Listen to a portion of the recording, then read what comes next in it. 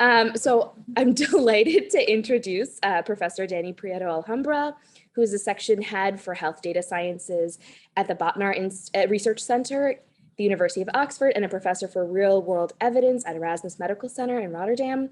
He is the research coordinator for the EHDEN project and the deputy director for the DARWIN EU Coordination Centre. Dani has published over 320 Pubmed-indexed manuscripts, including in Lancet, BMJ, JAMA, or JAMA Internal Medicine. He has an H index of 57, and we are delighted to have him here with us today. Thanks for everyone who came in person, and I'll just hand it over to Dani. That's a very scary introduction, actually. I can only get worse from there. Okay, yeah, I'm extremely delighted to be here, and I'm super delighted to see people in person. And I've been collaborating with George and Anna for a long time now, it feels like. And it was always in the cards that I would come. I remember in 2020 I was like, oh, I'll come after the summer. That couldn't happen. 2021, and then 2022 finally I'm here. So yeah, I know that it's the first time you're meeting face to face for a while of you, so enjoy it while it lasts. And yeah, let's make the most of it. I'm gonna stay afterwards for questions and coffee and even maybe pizza. Okay.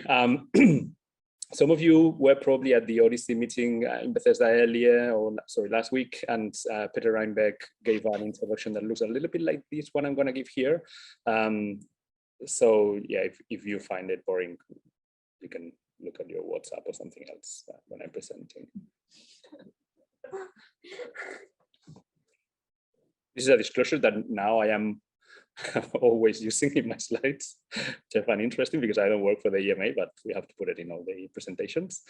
Yeah, I will talk to you about this project called DARWIN project or initiative called DARWIN EU, which is about generating evidence for regulatory purposes for the European Medicines Agency. For some of you, you won't even know what the European Medicines Agency is. It is like the equivalent of the FDA, but only for medicines and vaccines in the European Union. Yeah, so each European country has a national competent authority, but then they have this supranational agency that centralizes approvals and retrievals of medicinal products, but not medical devices, importantly, in the EU. And we are working for them on this initiative. Well, I don't need to tell you what real-world data is and real-world evidence is, but I'll tell you in Europe, what's a little bit different from the data you have in the US is that we don't tend to have too much of health claims because that's not the way our systems work. So we end up landing mostly on electronic medical record data and registry data. That's the usual routinely collected health data we have access to. Of course, real-world evidence is the evidence one generates from that information, and for regulatory purposes, interestingly, we have additional challenges. So the evidence we need to generate for regulators needs to be produced very, very quickly. It needs to be transparent. It needs to be representative of different EU regions. I don't think we'll have data from every country, but you need to have Scandinavians, Spaniards, Central Europeans, and so on and so forth. And of course, it should be reproducible, replicable, and robust, which I think, of course, that is true for any evidence you generate.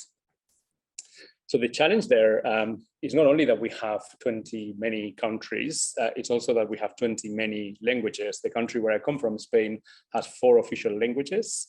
3 of them come from Latin, but 1 comes from nobody knows where.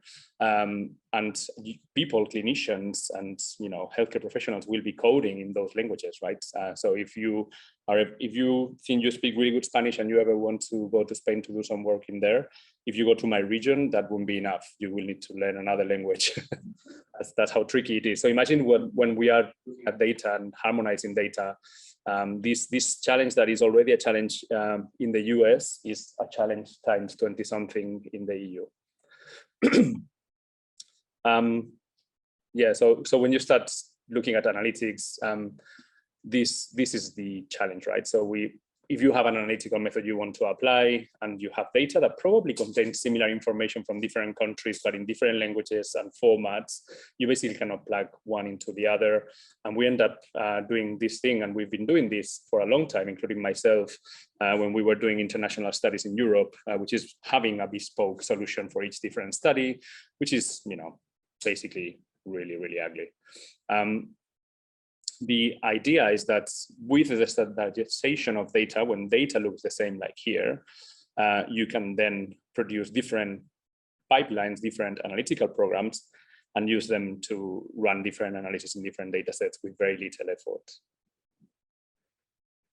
Now, a particular challenge that I think we encountered when we started discussing this with many stakeholders, including the regulators, is that people, and this is, by the way, a personal reflection, need to realize that we have in real-world evidence, and probably in all sciences, this kind of triangle with three vertices: the quality, the speed, and the flexibility. And this is a kind of a triangular blanket where if you try to cover your head, you don't cover your feet. And if you cover your feet, you don't cover your head. Yeah. So there's a little bit of a trade-off to be made that people sometimes don't realize. And, you know, you will have experienced this situation where people want to do many studies very quickly and have all the flexibility in the world to change everything in the study every time they do a study, right? And that's simply not possible. And I think communicating that in an honest, transparent way is super important. And that is, I think, one of my main challenges or roles in Darwin, that if we go for this particular solution, which is standardizing data and then standardizing analytics, that standardization means that we can increase dramatically the speeds by reducing a little bit the flexibility without sacrificing quality. And I would be bold to say that even sometimes potentially increasing the quality of the research that we're doing. I don't know, George, if you want to argue over this later, but this is my own experience so far, communicating this to, you know, payers, regulators, and stakeholders that are used to saying, I want a study like this, and then getting an answer saying, of course, sir, when do you want it, right? In here, this has to be a partnership, not a kind of client-provider relationship. And communicating this is, in my opinion, extremely important. Now the boring bit is how we are doing this thing, how we are setting up the DARWIN Coordination Centre. I won't spend time telling you the most boring stuff, which is the contract and everything. But this was a public tender, meaning that, you know, the EMA published a tender saying this is what we want. We applied, and eventually after a few rounds, we got the contract. It's a 5-year project renewed every year, and these are the key 3 objectives. One is to establish and maintain a growing network of observational data sources, to execute all the steps of non-interventional or observational studies in that network. And third, a little bit neglected sometimes, but equally important, to, of course, make those study results digestible and available to the EU regulatory network to help decision-making. This is the a little bit of the structure. Peter Reinbeck, who is the head of the Department of Medical Informatics at the Erasmus Medical Center, is the executive director, and I am deputy director with Katia Berhame. And the subcontractors include a number of institutions, as you can see there. I belong to the one at the top, University of Oxford, but the others have a very important role as well.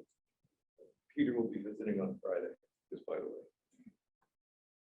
It doesn't look like anything like that picture, but neither do I guess, right? COVID has been on the way. The kind of governance of the Coordination Center, there's this executive board with some advisory board, scientific, ethical, data prioritization committee, because at some point we plan to open a call for data partners and a general assembly.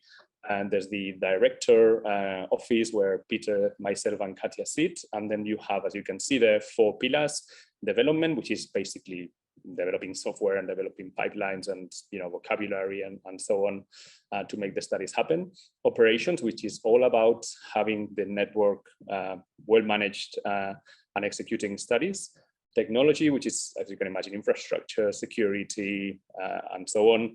And management, which is the bit I try to be far away from, which includes all the contracting and conflicts of interest management and all of that stuff. The DARWIN EU is going to be a federated network, where meaning that the coordinating center will have some data that we do have already, but the data holders, the data partners, will be running analytics in a remote space, not without sharing patient level data with us. You'll see, and this is, I guess, familiar to at least some of you, but what might be a little bit unique in Europe is this idea of the data permit authorities. That you see there are some countries, at least I think mostly in Scandinavia, are setting up these data permit authorities, which are national government-run agencies that will facilitate access to data. Let's see how that pans out when we do it. But that's the idea, that in some cases, instead of talking directly to the data holders, we will be talking to the data permit authorities. If you have questions about that, I'm not the right person to answer them. Okay, what data sources? So yeah, as I said earlier, right? So we're talking about routinely collected health data, recorded during usual routine clinical encounters, different types of data, but aiming for primary and secondary care, inpatient, outpatient, different populations, different origins, broad geographical cover, and always, of course, we want to have access, not ourselves, but our data partners, to patient level data linked to prescriptions, because this is all about medicines and vaccines regulation on a kind of patient level, and then clinical events, so that we can do analysis of, does drug A cause condition B. And importantly, and this was, I think, one of the things that was hard to sell, but I think what got us the contract probably, we want these databases to be in a common data model, so that we can execute this federated analysis. Of course, needless to say, that was only possible because of Odyssey and the work led from this unit, particularly in the first instance, and then by EHDEN, which is a European project that has been making the OMOP CDM grow in Europe at a very, very rapid pace. Types of studies. This was all in the contract. Don't blame me if you don't like the categorization here. But there's these off-the-shelf studies where the idea is that you have a blanket protocol, if you like, and a blanket or common analytical pipeline, and you just plug in or out a medicine or a condition and do studies without changing much or changing anything. There's the complex studies, which need some customization of a study design. Maybe you need to change something in the protocol, so you don't have a blanket protocol. Maybe you need to create a very complex phenotype. And then the very complex studies, which are kind of not being discussed so far, are those where you just cannot rely on the existing data or the existing method. So you might need to do some method research, or you might need to do data collection or something else. I'm hoping we won't do many of those, but those are possible with a, I think it's up to 1 or 2 per year. There's this idea of routine repeated analysis where the EMA might want to rerun the same analysis, exactly the same analysis every year, either on updated cohorts or adding new data sets or what have you. But basically the idea is that you would be running the exact same study regularly. And this could be useful for things like background rates of adverse events of interest, or to look at the use of medicines over time, right? Like if you have a medicine that you think is risky or doesn't have a good risk-benefit profile, and you make some intervention, you want to see how that results in the uptake going down. So that could be another use case. How will this work in practice? Basically, the EMA has a number of committees. I won't spend much time on this, but I will show you some examples of what that looks like. Some of them are responsible for approving new medicines. Some of them are responsible for monitoring existing medicines and looking into safety issues. So any of those committees will be telling us questions. And there's also the national competent authorities, NCAs. Each country in Europe, just to make it a little bit more interesting, has its own regulatory authority that can raise questions. So they can say, in my country, I'm identifying this issue. Can you look at it? And if the EMA agrees to that, we could potentially look at that. So we will receive a research question based on those requests, and we will look at the feasibility of answering that question and make a very quick proposal, like a 1-2 pager on how we would answer it. And then the EMA will give us their green light or not. And if they do, we will create a protocol. If it's an off-the-shelf, it will be basically, as I said, modifying few things, but the protocol will be there. And then we will apply the analytical pipelines, contact data partners, send them the query. They will send us back the results. We will compile them and then share them again, bottom up. Now, potential use cases, you won't be surprised that I am recycling all these slides because I think it's useful to show to people something they're familiar with. There are like 3 types of research or studies or questions. Characterization, where you just observe or describe a cohort of people. Prediction, where you try to create an algorithm and identify people at risk of an outcome. And population level effect estimation, where you look at causal inference in a way. So you look at the causal effects of a medicine typically, but it could be something else on a population. So I think the ambition is that we will provide evidence that covers the whole pipeline of the life course of a product, a medicinal product, going all the way from development to post-marketing. In the development space, you can imagine people could be asking things like the natural history of a condition, what are the current treatments being used, how common is a type of cancer, or potentially think of doing studies on repurposing medicines, showing old medicine new tricks, as they say, because that can drive development, right? And say, well, it looks like anti-inflammatory medicines work for this condition, maybe we can create a new anti-inflammatory medicine. Clinical testing, this is where medicine is in the clinical setting being tested typically in a randomized controlled trial. You can use real-world data for trial feasibility to say, you know, if I want to do a study of a new medicine for type 2 diabetes, and I want a very specific population, maybe that population doesn't exist really, and you cannot recruit it.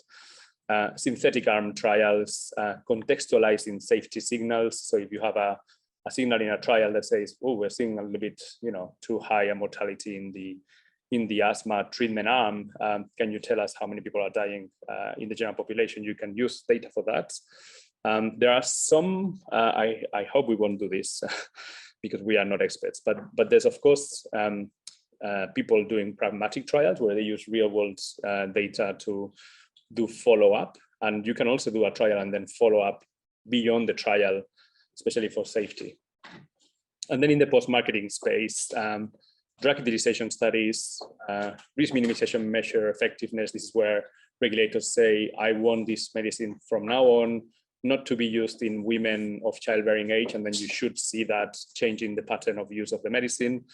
Post-authorization safety studies, comparative effectiveness, and repurposing, and I guess that closes the circle up there.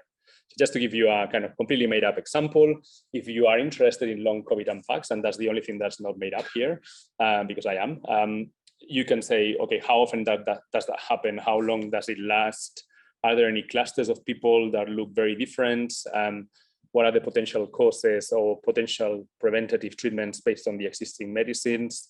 You can then into clinical testing, if somebody has a drug and wants to do a trial for long COVID, which I'm sure will happen at some point, you could look at the impacts of some eligibility criteria on the feasibility of conducting such a trial.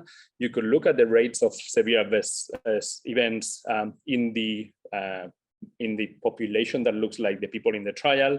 You could look at long-term follow-up of participants if you can link your trial to your real-world data. And post-marketing, assume that the drug now has been approved, the regulator could be asking, well, you have to do at least in the European Union, they tend to do that a lot. They would be saying, you know, send me a report every year showing who is using the medicine. So is it being used off-label or on-label? What are the observed versus expected safety event rates? They could ask for a post-authorization safety study if they have a particular concern, and they could ask for comparative effectiveness research if there is a competitor in the market. Now, we do have this thing that we call the catalog of standard analytics. This is where we are agreeing with the EMA the types of studies that we will do and how we will do them. And although we have submitted a new version of this, it hasn't been approved yet, and this is the current version. So basically there are as off-the-shelf studies that we will be doing very quickly, 4 types. Population level disease epidemiology. This is prevalence and incidence in the general population. And some of you might have seen a presentation by one of my colleagues who has developed a package for that. Patient level disease epidemiology, where you look at a cohort of people and look at what happens to them over time. Population level drug utilization, where you just look at the use of a medicine in the whole population or in a subgroup. And patient level drug utilization, which is where you get, again, a cohort of new drug users and see how long do they take the treatment for, what do they switch to, and so on. Complex studies and examples. RMM effectiveness, as I said, you could be looking at the incidence of use of a medicine before and after a regulatory action, or the drug user profile before and after that new indication or contraindication.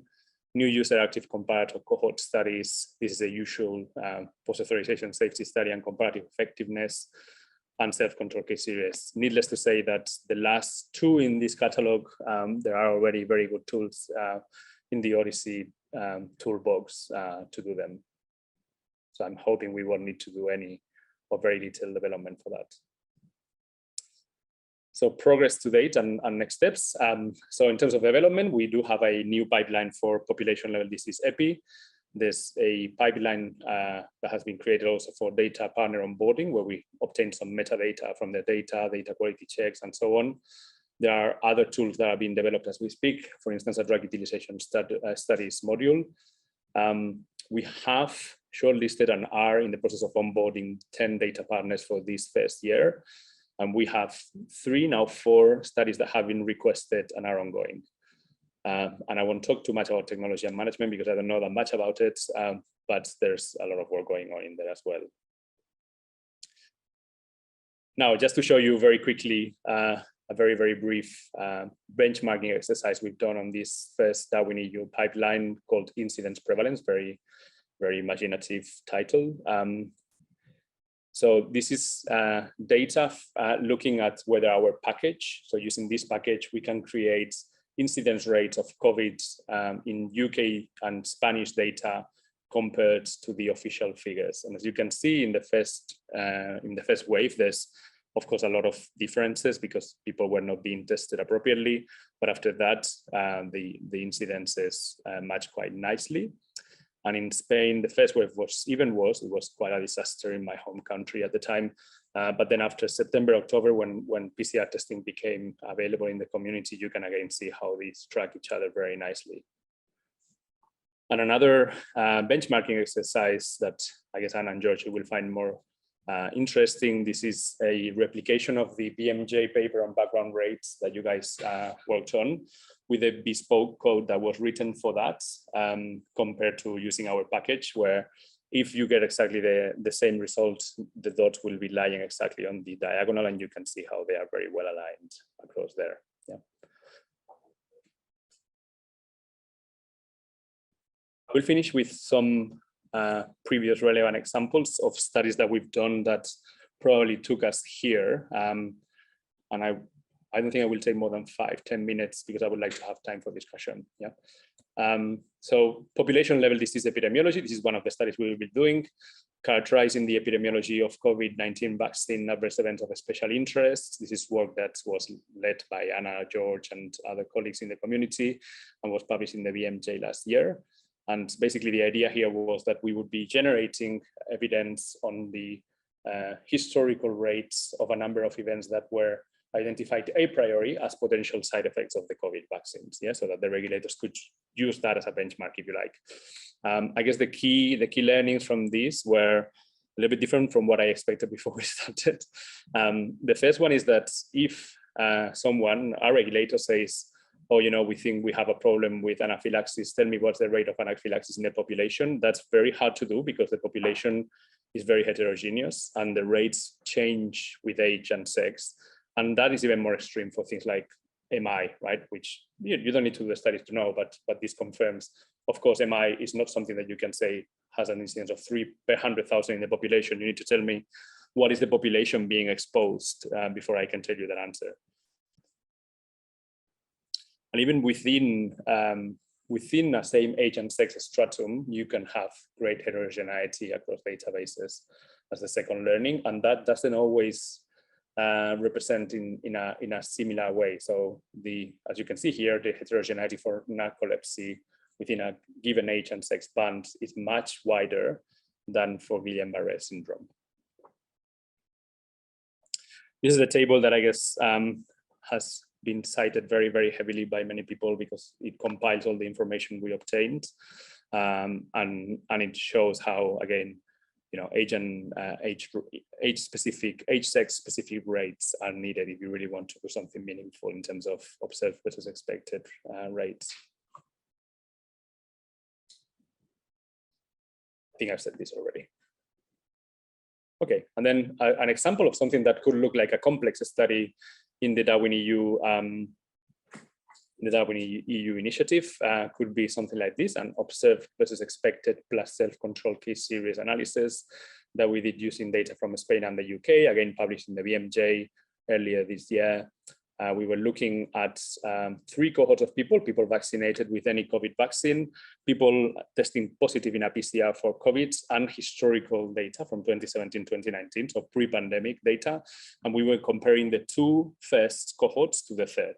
Yeah, so basically creating an analysis saying, compare the rate post-vaccination to the historical rate, compare the rate post-COVID to the historical rate in what we would typically call a historical comparison, historical cohort comparison, or observed versus expected analysis. On top of that, we did a self-control case series that I'm not covering here, but it gave us the same answer.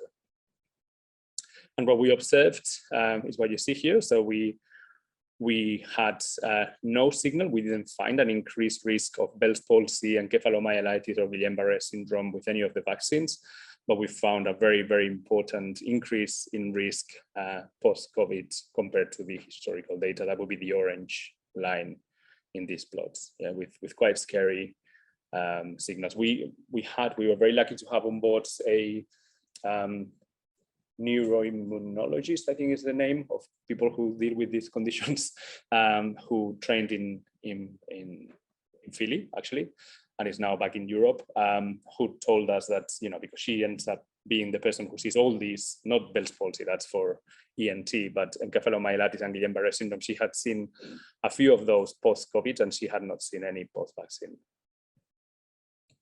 Okay, and I think I'm gonna finish there. We are going to open our website from DARWIN EU where you will have all this information and much more. But for now, you can always email me or Peter, and we will be delighted to answer any questions. That's the Radcliffe camera, which is one of the buildings in Oxford. And I think that's a day when it was almost sunny, which is quite something in there. I will finish there and we have time for discussion. Thank you. Okay, so I think for discussion, we're going to do a little bit of a hybrid discussion. So I'll keep an eye here on the chat and try to call out anybody on the chat who asks questions, but I think we can open it up to questions as people have them. Do we have any questions to start? Tara, go ahead.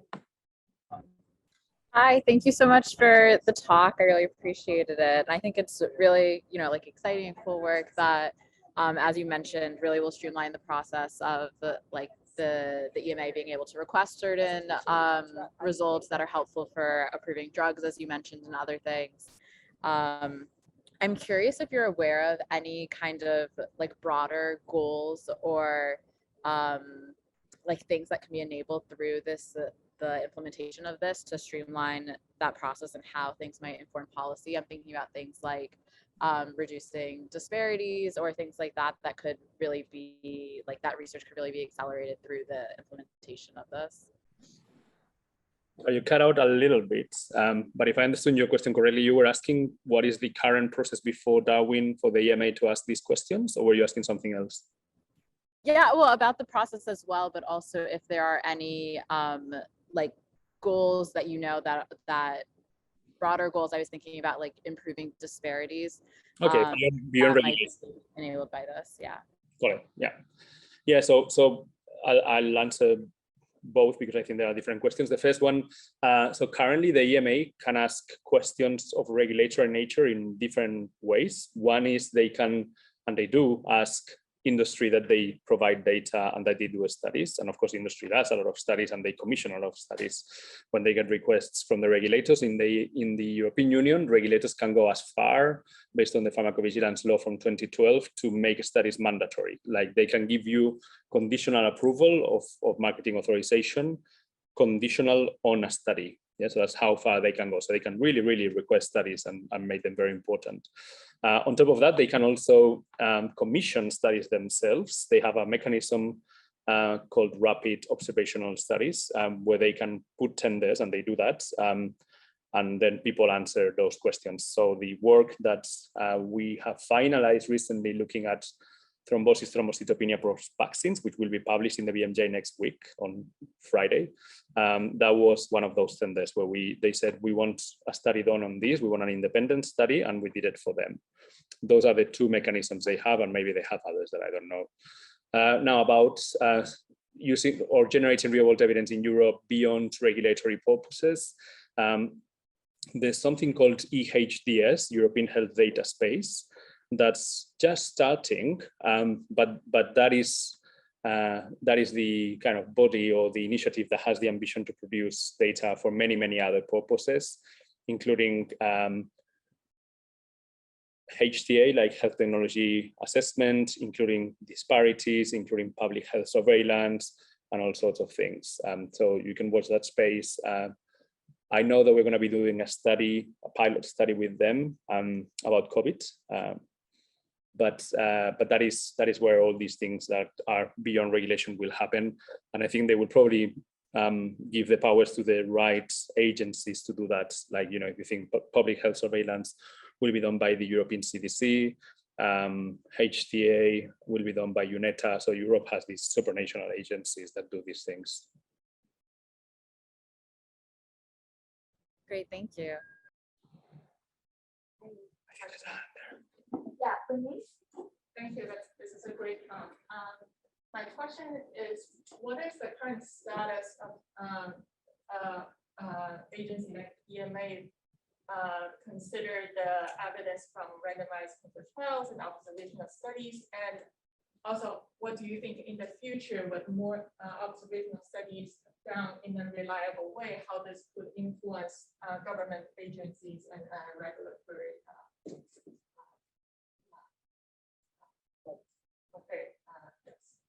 Yeah, so the EMA has, I guess, as many other agencies, been adopting real-world evidence increasingly in the last few years. I think they do much more now than they did in the past.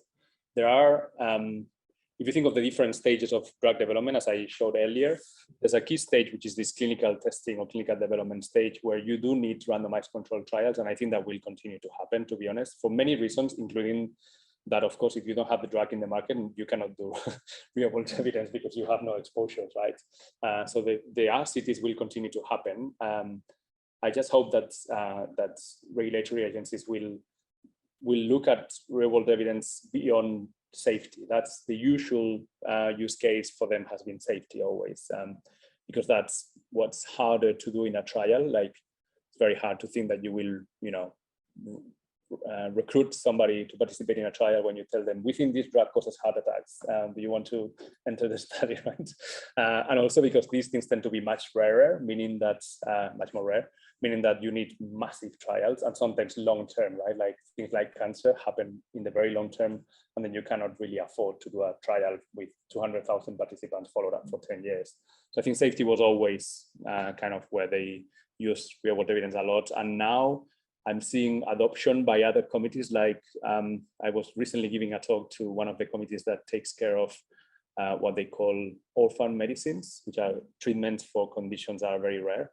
I mean, they do want to use real-world evidence for many purposes, but including calculating the prevalence of that condition and seeing what people are taking currently, right? Like if they get an application from a pharma industry saying, we have this medicine for this very rare condition where there's no treatment available, they might want to say, well, let me look at the data and tell you actually how prevalent it is and what are people doing.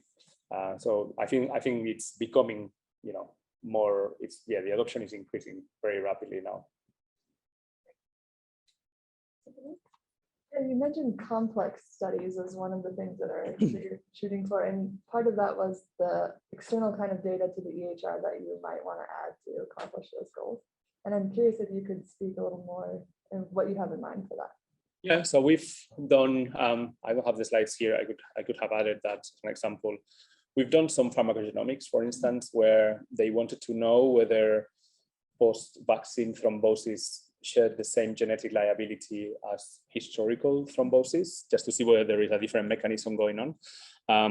So we've done that. We've done a study also looking at the impact of you have all this Mendelian randomization analysis. So that's something we are working on now, looking at the safety of opioids, for instance, where you have a very strong genetic predisposition to have being a rapid metabolizer versus a slower metabolizer. So if you can do that, and we have good data in Europe. In the UK, we have this thing called the UK Biobank, which is 500,000 people. We have in Estonia, the Estonian Biobank, which is 200,000. Finland has another similar thing, and these things are happening more and more now. So I think that's where we are going to be landing most of the times. I'm hoping we won't be asked to do a cohort study recruiting people, because that's beyond our expertise. And I don't think there's much of a point in doing that anymore. Thank you. Sorry, George. Sure. We're on you first. So you highlighted the need for the pipeline so that we can answer the question in a timely manner, and so that it's standardized and maybe the cost of decreased flexibility. But there's also another part to this equation, which is reported, right? And you highlighted this example where the incidence rates are very variable. So you cannot really give one single number, you gotta give a range, which may not be necessarily well perceived by people in the EMA who are asking the question, and maybe you need to explain more or do something else. So I wonder what's your take on making sure that your reports and the way you describe them is tailored to their understanding, and whether there is some educational side to it, or like how I approach that. Yeah, so I mean, this is again an example of how I believe the only way this will be a success is if we work in partnership with the EMA rather than being a client-provider relationship, right? I think it's one of the things I'm enjoying from this collaboration with them is that we are together in this, right? So we have to make this work, and that means that they have to be involved in reviewing everything we do. Like if I say I'm going to calculate incidence and prevalence in this way, and there are going to be like 10 different options, like with a washout, without a washout, partial prevalence, period prevalence, you know, all those things, they need to say, yeah, this is what we need. Yeah. So that's an advantage compared to me going home and saying, how do I calculate an incidence rate, right? Which then I go to them and they say, like, actually, this is not how we want a prevalence for instance, a rare condition. This happens all the time. It sounds stupid, but when pharma companies have a new product for an orphan condition or for a rare disease, if the threshold is 5 per 100,000 and they claim the prevalence is 4 per 100,000, the EMA will immediately say, really? Because you know the pathway to get approval is very different if you go through the orphan medicines compared to the usual way. So if they then ask for a study and they do a study in a way they don't want it done, that always ends, you know, being a problem, right? For us, it's basically pre-specifying all these things a priori. So, you know, sitting down and saying, how do you guys calculate a prevalence rate for a rare disease, right? And then once we know, we can implement that. So I think that's an advantage. Something I'm really excited about and I want to see happening is this idea of creating a library of phenotypes approved by the EMA. Because we can create phenotypes and we can use the best methods possible. But if you use that phenotype and then some person with a regulatory experience doesn't like your definition, it's going to be trouble, right? And the reason I find this very, very useful is not only for Darwin, but beyond. Like, you know, if we have a way to identify acute kidney injury caused by medicines that an international regulator with, you know, like the EMA endorses, that kind of puts you in a better place. If you want to do a study on that topic, you probably use that phenotype, right? So I think those are key components of how we will make this work. And then, of course, it's a kind of building trust and kind of demonstrating that we can deliver good quality over time. But just this one follow-up question. But so far, based on your interactions, do you feel that you're on the same page, or is it still a lot of explanations going on between you? So the triangular blanket thing has been the hardest so far, because they said at the beginning they wanted a lot of studies with lots of flexibility, right? So that's been hard, but I think we are there now. With everything else, it's been quite good so far. We had to explain a little bit some methodological choices, like why don't you do case control studies? And we had a dedicated session on that, and it's fine. It's case control studies are not going to be in our catalog of external analysis, which is something that if I explain to my wife, she finds this conversation extremely boring after 10 seconds. But to me, it made my month, right, not my day. But yeah, those things are part of the project. In my opinion, that's what I'm there to do. Can I ask a follow-up question on this point of phenotype standardization that you mentioned? So I guess what it seems to me is, especially for a lot of these off-the-shelf studies or this longitudinal look that you're hoping to do, what really that comes down to is having also a standardized phenotype where that's achieved over time. But given that these are also largely looking at regulatory agencies and that's the primary goal, can you talk a little bit about what the phenotype standardization process is, or if there is one? Are you working with the EMA to have them sort of generate the tenets of what will inform the phenotype, or is the collaboration over time? Yeah, so I think we have our processes that they have approved to generate phenotypes that they will trust, but they are not involved in those so far. And the main reason for that is that we are not looking so far at any regulatory event. So we're looking at the prevalence of conditions and things that they don't know much more than we do, right? Sure. On those. So if I'm looking at the prevalence of a cancer, I'd rather work with an oncologist, than with them. Now, when it comes to calculating background rates of a designated medical event or a adverse event of special interest, that's where I think it's going to be fundamental that we have them on board, and that's where we will need them involved, like properly, reviewing with us what we're getting out and reviewing the phenotypes with us from the very beginning, like even at the stage where you have your first code or list of code or concepts that you want to use. Yeah, but that's, I think, I shouldn't say future work because it's imminent, but it's something we're working on now. Yeah, thank you. I have a very broad question. So this is so applicable. I noticed on your objective slides, one of the goals was related to accessibility and being part of the Odyssey community. I know accessibility could be making the data itself more accessible, but it also seems to me that you have this great opportunity with who you're partnering with to also make the data accessible back to the people that have given their data to you. And I'm curious what you think about that. And I know this is not an immediate need or objective, but is it potentially on the runway? When you say giving the data back to them, do you mean giving them the results from the studies or giving them their patient level data? More the knowledge, but maybe eventually. Because the patient level data, that's in Europe a reality. Like people have access to their own electronic medical records. Yeah. So each country does it slightly differently and with different nuances. But I think most, if not all, the countries, I think it's in GDPR even. I think it's even in law that people have to have access to their own records. As providing results back to the community, I think that's something that the EMA will probably do themselves rather than us. So all the public communications, they usually are pretty good at that. Like they have, a press office and, with the COVID vaccines, safety issues, that was, of course, super important because we're in the middle of the campaign, right? Yeah. And they handled that themselves. They never asked us to give a presentation to the patient or anything like that. Yeah. So I think that's probably going to be the same here. Yeah, Dan, just a quick question. You mentioned that the EMA has final say on if a phenotype can be used. What validation process does the EMA do on a phenotype? That's what I'm hoping will happen. That hasn't happened yet. I think that will be true for purely regulatory events. Like if you tell me what's an acute kidney injury, as a clinician, I know what that is. It's in the Harrison, in the Bible that we used to study when I was in medical school, and that might have changed, but there's a definition, right?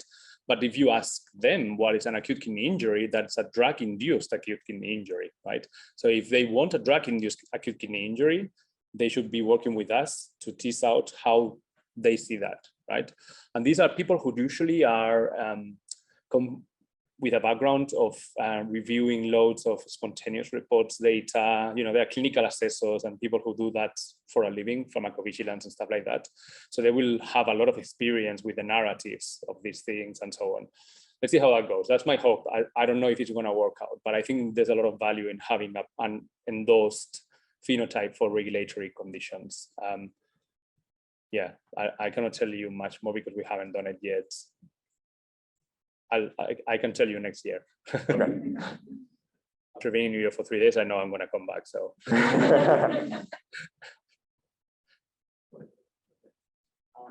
Great talk.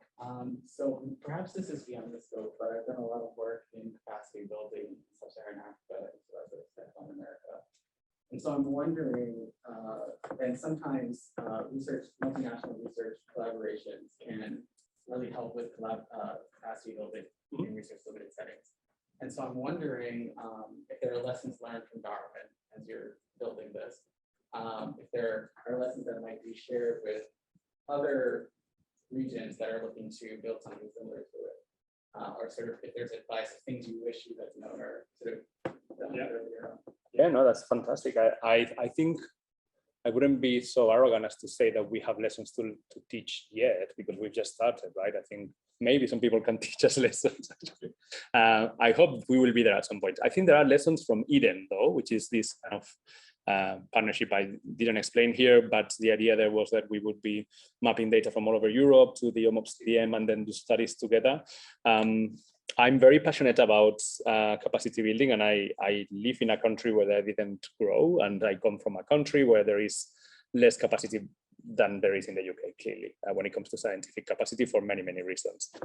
So I hope that I always say this, and I hope I'm not wrong in saying, and maybe George, you can comment, that this way of working where you have federated analytics and so on provides a much better opportunity to share knowledge and to share experience and expertise. And this idea that we have used in EHDEN, that we then do a lot of work offline or online and then meet together in a room with people for a week for these study-a-thons, is also great, because for people in less resourceful areas, that's been very useful. And we had recently a meeting in Sweden where we had people from Serbia, for instance, who had a lot of technical capacity, but maybe they had less experience running analytics in this environment, and I think they got a lot from that interaction. And I think if we get to a point where we have things to teach, it will be much easier to teach them or to share them in this environment than doing that when people have their own data in their own format, in their own kind of environment, and together you have like loads of layers before you can really do anything, right? We started talking about Latin America. We started this because I'm Spanish, so I have the advantage that I can speak the language, I guess. Not that much anymore, but I still can defend myself. We went to the Dominican Republic, where they have electronic medical records for most of the country. And we spent like a week there, which wasn't the worst time of my life, I'll tell you that. And they had a commitment to start mapping data to OMOP. They then changed government and things didn't work out in the end. But yeah, that kind of of investment, as as an academic, I think we have to preserve the capacity to do that, and it's almost our responsibility to do it. That's beyond Darwin to me. So Odyssey can turn around studies quickly, and that was part of your diagram, and did a consult service on it to get it done in 2 days if you have to. Then you're working with the EMA. Now I know that they take 10 years to do their part, and then they want this done instantly. But like, how important is the speed, given the speed of EMA? Yeah. So again, this is another example where this has to be a partnership, right? So when we are now doing this, we are now planning and actually doing the first studies. We have 3 studies that have been approved. And I think there's a lot of efficiencies to be gained in each different step of the process, starting with the approval of a project by them, right? But I think they are on board. I think they realize that if they want, because they are the ones who wrote this tender, right, and said we want 100 studies per year, that means they have to review 100 reports per year, right? So again, that if you've done a standardized reporting system and you know what to expect in a report, that might be easier than saying, oh no, I want to have a lot of flexibility and write different things and calculate incidence rates in a different way for each study, because then that will mean that every time you review a report, you have to. So yeah, I think it will work out. It's just being in this, we are meeting with them all the time, like twice per week, where we share concerns. We kind of, discuss how to improve, and we track progress and risks and everything. And of course, these kind of gains in efficiency have to happen in the whole process or pipeline, going from them grabbing a question from a committee to us delivering a report. And to what extent is this project a culture, changing the culture of EMA? Like we can see trying to change the culture of FDA, because we have our FDA grant, smaller than yours, but still with this tiny knit group. So like, it's been wonderful working with the FDA. And they're really nice. And if they can't approve a paper and they know it's going to take 6 months, they just say, take us off the paper and just submit it, because we don't want to hold you up for 6 months while we go through our formal review. They can review it faster. Just that they get the approval to say that review is done might take many months. So they say, just go ahead without us. So they're nice. Yeah. But still, so some of it's culture and some of it's just their bureaucratic structure. But you have to change that. For the EMA need to evolve to exploit Darwin. I think there's a lot of change management or management change, I don't know how they call it, to be done. It's not for us to do, but they have this dedicated team that's working with us that are doing that, right? And then we are basically involved, I've been visiting and giving talks about this to all the committees now. I think that's HMP. And in there, it's interesting because you get all the people who are in the committee saying, oh, we would love to ask you 5 questions already today, right? But then they then need to realize that if they ask 5 questions, they will need to follow the whole process. So there's a lot of things like that that need to happen, and I think the colleagues at the EMA that work with us directly will have to do a lot of that work rather than us directly. I think we can only be involved in convincing them that what we're doing is worth it, that we can turn around studies very quickly when they are off the shelf, and that the complex ones, although of course when somebody picks up a signal, like I remember when they identified the signal with the AstraZeneca vaccine, they wanted an answer by yesterday. The truth is that even if they wanted by yesterday, if they follow another route, they're still waiting for other studies, whilst we have published, I don't know, 3-4 papers in the BMJ already on this only single signal, right? Which means that we are actually much quicker than what's out there. So yeah, it's a kind of reality check sometimes as well. I wonder if they need to change their process so that, see, like the FDA's hands are tied, because if they get a result, they can't not act on it. Yeah. So they don't want to take a chance and do like a preliminary study that gives the wrong answer some portion of the time, because if they gives the wrong answer, they may need to act on it. If they're not acted on it, then they're liable and they're in trouble. But so they don't even want that answer. Like, either do it right and then we'll act on whatever we have to act on. But we can't. They're not a group that can do that. In fact, in some ways, we serve the purpose because we can do that and publish a paper, but they didn't commission us to do it. Yeah. And it just comes out in the literature like everything else, but it wasn't their finding. Yeah. So we're often careful. Like, we always ask them, do you want to know this answer or not? And then, an example would be doing methodology research where we use real data to test the method. Yeah. And once that methodology research was doing signal discovery, says, aspirin, and then Tylenol causes, some disease we never realized. You know, do they have to then go and tell everybody in the country not to use Tylenol anymore? They don't want that false signal. So we sometimes do those studies separate from them, and we can publish our paper, but it's not their study that showed that. Yeah, we haven't had that challenge with them, to be honest. Like the studies they commissioned, no, they were quite, you know, happy and quickly on board. And maybe it's different FDA and EMA in that. Well, I think it was maybe the difference is that they actually thought of the study and gave it to you versus in this case, it was a method study. So in effect, we invented a bunch of clinical tests they weren't looking for. Potentially, yeah. Maybe that's the difference. I'm hoping Darwin is more like the former, right? Where they're going to be commissioning clinical studies rather than method studies, and they will want an answer ASAP. The truth is, you know, if I were challenged on that, I would say studies will happen regardless, you know, even if And then they're going to they get. let us happen them too, regardless. We just don't put their name on it.